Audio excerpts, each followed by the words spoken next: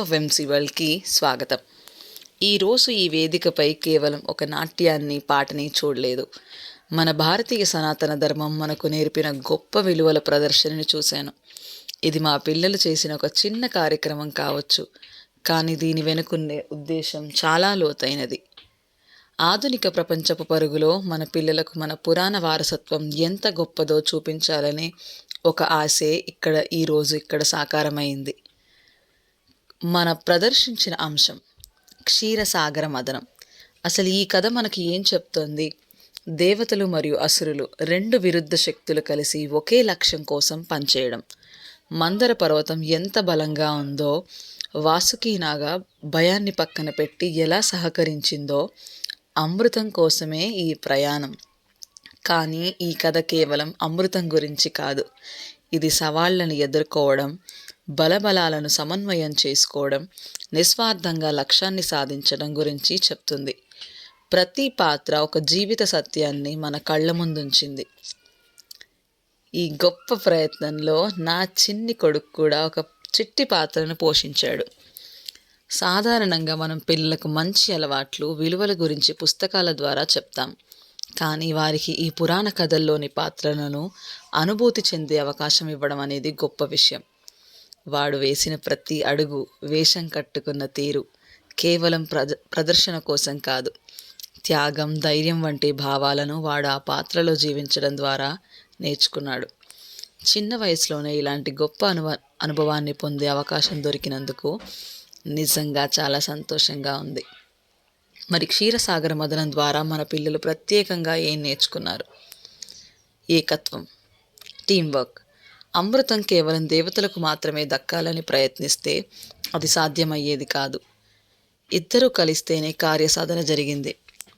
ఎవరి వల్ల కాదో వారిని కూడా కలుపుకొని పోవడమే నిజమైన నాయకత్వం. రెండవది నిరంతర ప్రయత్నం, పేషెన్స్.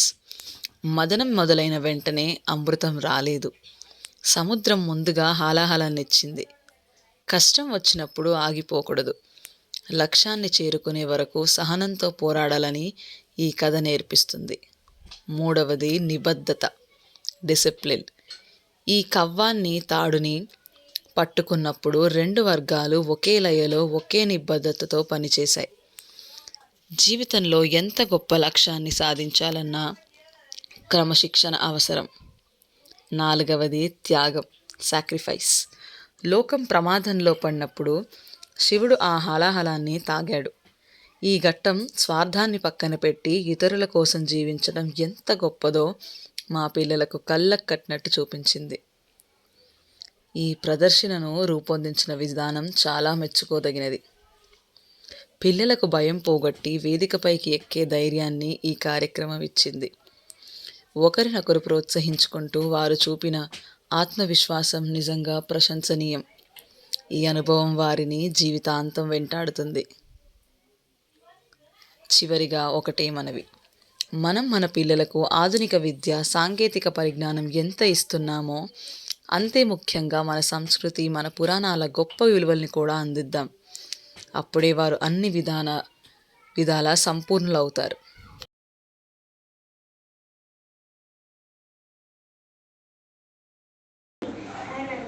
నిలుస్తుంది పదాలు, పద్యాలు, సామెతలు, సారాంశం. నాకు పంచరత్నాలు ఉన్నాయి. వాచకం, సర్వనామం, క్రియా, విశేషణం, అవ్యయం. శ్రేయాన్, సార్విత, ఏంటి అలా చూస్తున్నారు? నేను నా మమవాచకం. నేను పేర్లను తెలియజేస్తాను. మీ పేరేంటి? చూసారా, దీనినే నామవాచకం అంటారు. నేను సర్వనామం. అది, ఇది, ఆమె, ఈమె, అతడు, ఇతడు, నన్ను పేర్లుగా వాడుతారు. చూసారా, వీళ్ళిద్దరు ఏం చేస్తున్నారు? ఆడుకుంటున్నారు. ఆడుకోవడం అంటే క్రియ. చేసే పనిని తెలియజేస్తుంది క్రియ. తినడం, పడుకోవడం, ఆడుకోవడం, రాయడం, చదవడం అంటే క్రియ. చూసారా, జుట్టు ఎంత నల్లగా ఉందో నేను ఎంత అందంగా ఉన్నాను. ఇక్కడ గుణాన్ని తెలియచేసేది విశేషణం అంటారు. ఉదాహరణకు ఆమె అందంగా ఉంది. చూసారా, అందంగా అనేది విశేషణం. ఆహా, ఎంత బాగుంది. ఓహో, ఏం రుచి. చూసారా, ఈ ఆహా, ఓహో, ఔరా, ఇవన్నీ అవ్యయాలు. చూసారా, కల్పవృక్షం ఇంకా భాషా భాగాలు వెలువడ్డాయి. చూద్దాం తర్వాత ఏమి వస్తాయో. మదనం చేయండి. తెలుగు మదనం, మదనం, మదనం, తెలుగు మదనం.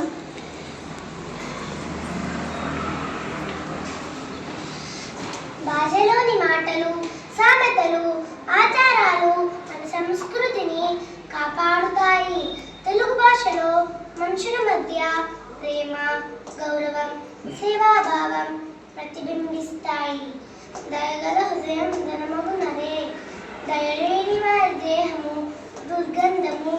దయే మనుష్యుని మాణిక్యములను, సుమతి నీతిను. దయగల హృదయం మనిషికి అత్యంత గొప్ప సొమ్ము. విద్య లేదని వాడి విలువ కనరాదు. విద్య వాడకు వెలుగుల పడిపో.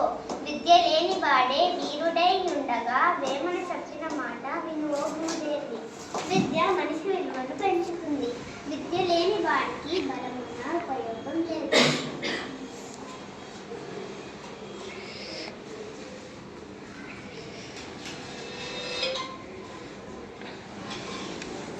ఓయ్ సుమిత్ర, ఏ సుమిత్ర, ఆ వృద్ధురాలిని పట్టుకుని అంతసేపు రోడ్డు దాటించావు.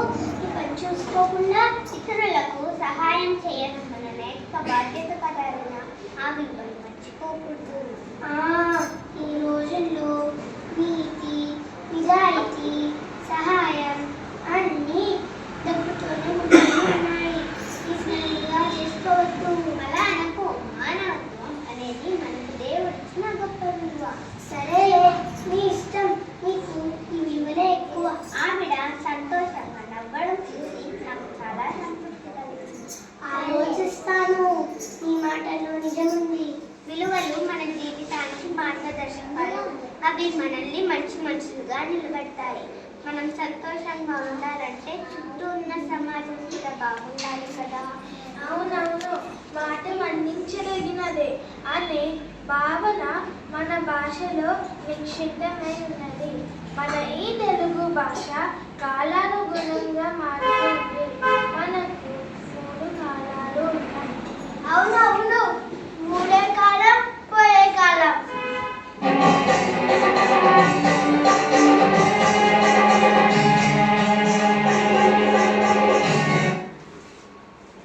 కాలాలు 3 రకాలు: భూతకాలం, వర్తమాన కాలం, భవిష్యకాలం.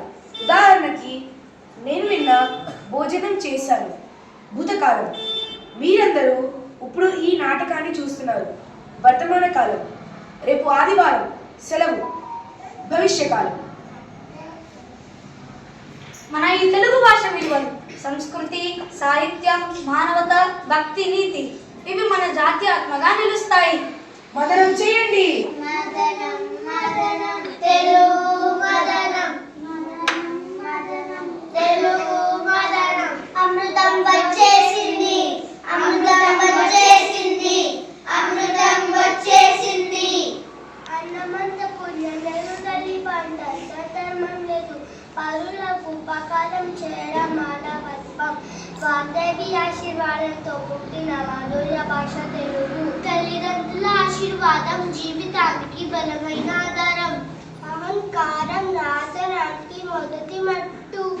ఈ భాషలో తీపి ఉంది, తాత్వికత ఉంది, తల్లి ప్రేమ ఉంది. తెలుగు మన సంస్కృతి మూలం, మన ఆత్మకు శ్వాస. తెలుగు భాషలోని సామెతలు, నీతి కథలు సమాజంలో మంచి ప్రవర్తన, పరస్పర గౌరవాన్ని నేర్పిస్తాయి. క్షీరసాగర్ మదనం ప్రపంచానికి రత్నాలు ఇచ్చినట్టే తెలుగు భాషా మదనం మనకు సాహిత్య రత్నాలను, అమృతమైన జ్ఞానాన్ని ఇస్తుంది. మన తెలుగు భాషా మదనమే మన స్ఫూర్తి, మన బలం. జై